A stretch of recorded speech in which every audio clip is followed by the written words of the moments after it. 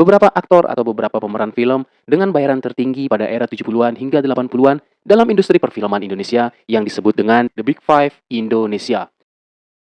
Halo, bertemu kembali bersama saya Bumi Laras. Seperti pada video-video sebelumnya, kita selalu berbagi informasi terkait biografi tokoh ternama di Indonesia maupun biografi berpengaruh di dunia. Tapi pada video kali ini kita akan membahas tentang beberapa aktor atau beberapa pemeran film dengan bayaran tertinggi pada era 70-an hingga 80-an dalam industri perfilman Indonesia yang disebut dengan The Big Five Indonesia.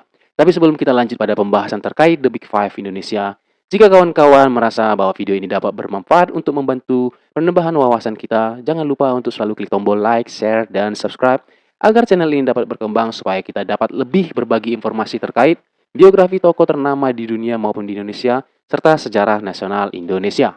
Jadi pada era 1970-an, ada 5 pemeran bintang film yang mendapat bayaran tertinggi dalam industri perfilman Indonesia.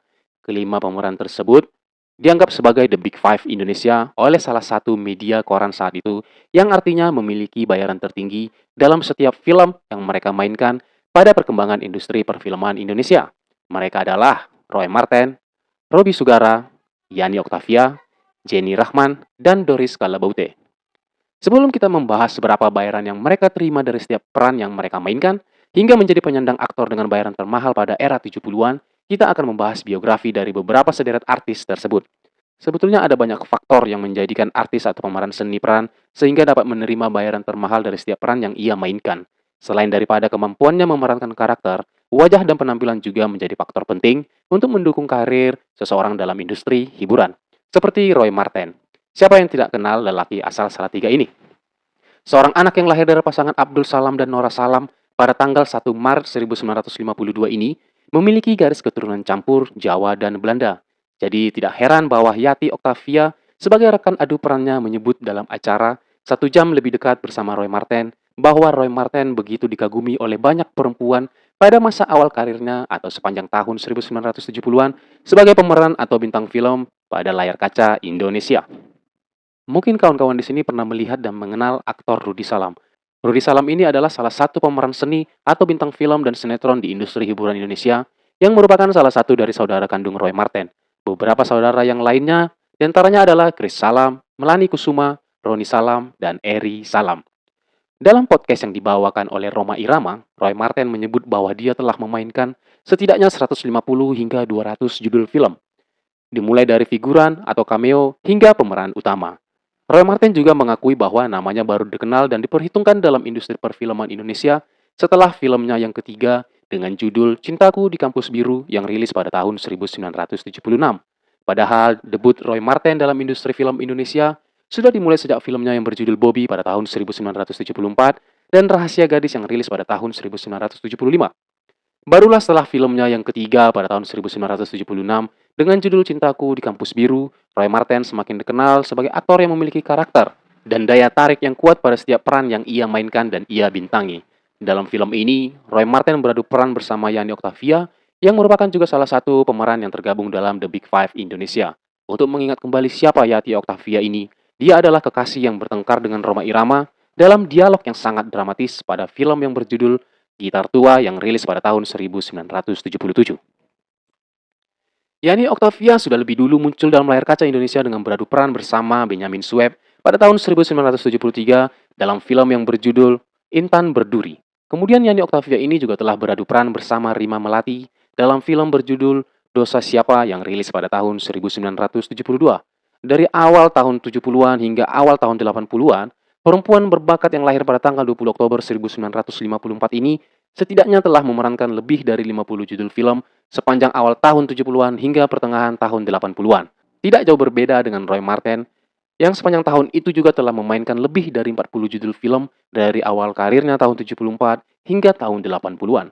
Selain Roy Marten dan Yati Octavia yang tergabung dalam The Big Five Indonesia, Robby Sugara, seorang aktor yang berketurunan Jawa, Ambon, dan Belanda ini juga masuk ke dalam daftar The Big Five Indonesia.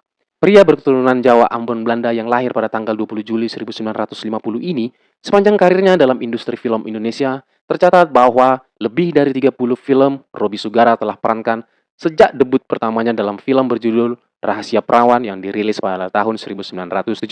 Selain itu, Jenny Roseni Rahman, seorang aktris yang lahir di Jakarta pada tanggal 18 Januari 1959 ini juga disebut sebagai pemeran film dengan bayaran tinggi saat itu. Gadis bernama Jenny Rahman ini mengawali karirnya dari dunia model sejak umurnya 14 tahun.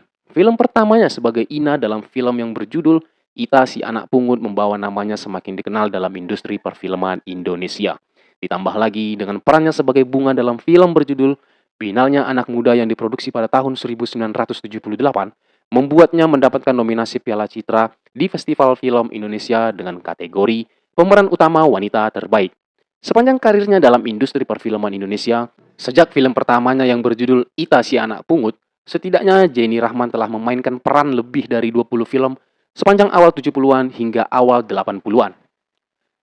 Jadi pada saat itu era 70-an adalah tahun keemasan perfilman Indonesia karena saat itu perfilman Indonesia banyak mendapatkan apresiasi dari masyarakat dan berkembang sangat pesat dari segi ekonomi hingga sosial budaya. Inilah kemudian menjadi faktor yang besar bagi perusahaan produksi film untuk menghasilkan lebih banyak film bahkan hanya dalam waktu 10 tahun dengan memakai aktor-aktor yang dianggap memiliki karakter yang kuat seperti sederet nama aktor yang sedang kita bahas dalam video ini.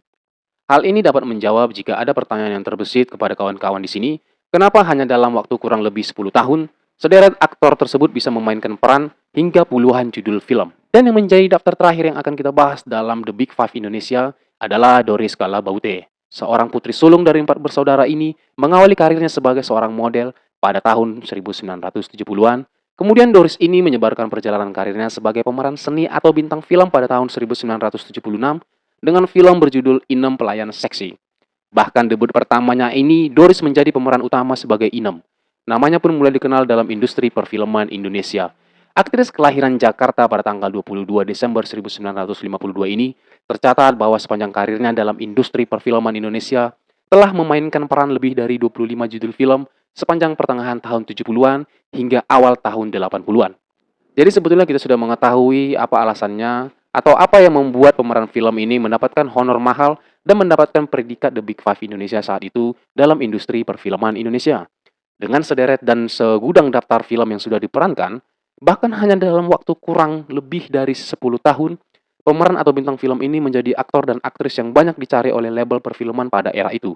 Biasanya sederet aktor ini lebih ditampilkan pada film dengan romansa percintaan. Seperti Roy Marten bersama Yani Octavia dalam film yang dirilis pada tahun 1976 dengan judul Cintaku di Kampus Biru. Kemudian ada Yani Octavia yang berperan sebagai seorang kekasih bernama Ani yang merindukan pasangannya Rhoma Irama yang berperan sebagai Roma dalam film yang dirilis pada tahun 1977 dengan judul Gitar Tua. Pertengkaran antar kedua kekasih yang dituang dalam susunan bahasa yang sangat dramatis ini berhasil membuat penonton hanyut dalam romansa hubungan bercinta.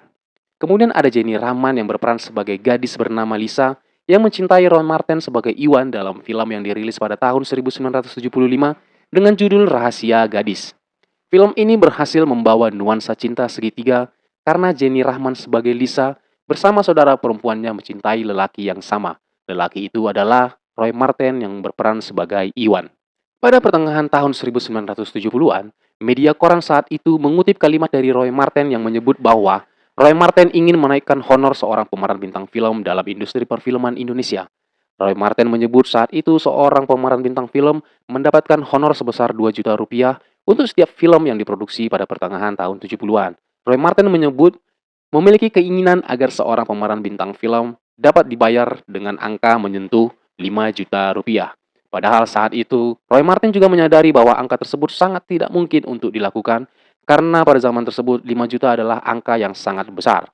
Namun tulisan media tersebut mampu mewujudkan terkait honor yang disampaikan oleh Roy Marten dan kawan-kawan sejawatnya dalam perfilman Indonesia. Dan pada akhirnya, angka 5 juta itu pun disanggupi oleh beberapa label film untuk setiap pemeran film yang dianggap dapat mendongkrak nilai penjualan film.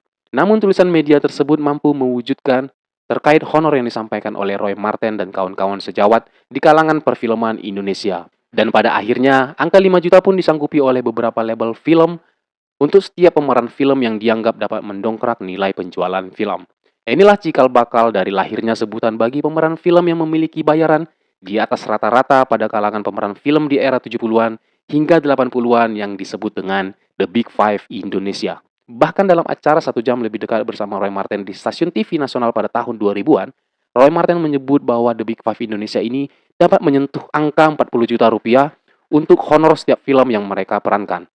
Dan Roy Marten menambah penjelasannya dengan menyebut bahwa angka 12 juta rupiah saat itu dapat membeli rumah mewah di kawasan ibu kota Jakarta.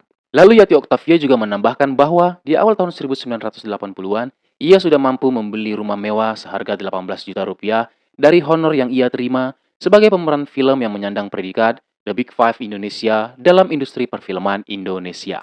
Jadi saya kira begitu kawan-kawan. Jadi pada era 70-an hingga 80-an dalam industri perfilman Indonesia, ada 5 orang pemeran film yang menyandang predikat The Big Five Indonesia yang artinya memiliki bayaran atau honor di atas rata-rata di kalangan pemeran film pada saat itu.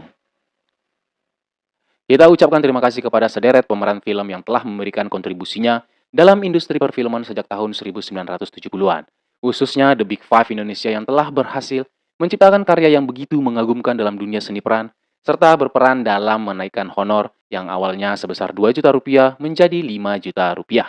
Terima kasih karena sudah menonton. Semoga informasi yang dituang dalam video ini dapat bermanfaat untuk menambah pengetahuan dan wawasan kita terkait informasi biografi tokoh ternama di Indonesia maupun di dunia. Jika kawan-kawan merasa bahwa video ini memberikan manfaat, jangan lupa untuk selalu klik tombol like, share, dan subscribe untuk membantu pengembangan channel ini agar kita dapat saling berbagi informasi terkait biografi tokoh ternama di Indonesia maupun di dunia, serta kita tidak lupa untuk selalu membahas tentang sejarah nasional Indonesia. Tetaplah sehat dimanapun kalian berada, dan tetap menjadi berkat bagi lingkungan sekitar. Saya pamit undur diri, ciao!